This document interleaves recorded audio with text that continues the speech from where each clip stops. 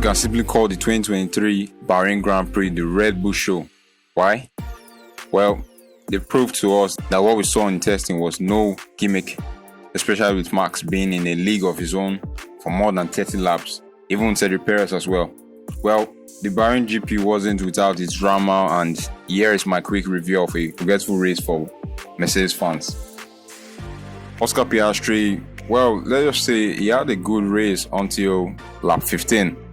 Oscar Piastri had gearbox issues in lap 15, and that put an end to his Formula 1 debut at just 15 laps, and he had to pit. At some point, Esteban Ocon and Lando Norris fought for 18th. Norris was in 19th, gaining on Ocon. They kept at it for a while, and eventually Norris moved up to 18th, while Ocon moved down to 19th. And during that time, Ocon was having a lot of issues. One with the grid start, he had an issue with the grid start, and the racing directors gave him a 5-second penalty. Guess what? He didn't do it well. I'm surprised. He didn't do it well, and they forced him to retake the punishment. That was not all. Ocon went full berserk on the first race of the year. Eventually, later we heard Esteban Ocon was caught speeding in the pit lane.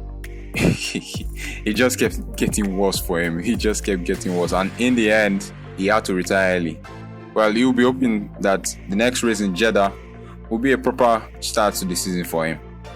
Alonso continued his flying start to the season, schooling Russell along the way and making some nice overtakes on Hamilton and Carlos Sainz. Eventually, the old timer ended up in podium position in 3rd place, and that was his 99th podium in his career. Close to the end of the race, Charles Leclerc crashed out, leaving Carlos Sainz to battle it out for 3rd position, which he failed to do, eventually finishing 4th, few seconds ahead of Hamilton, who finished in 5th. Red Bull's pit stop is absolutely amazing.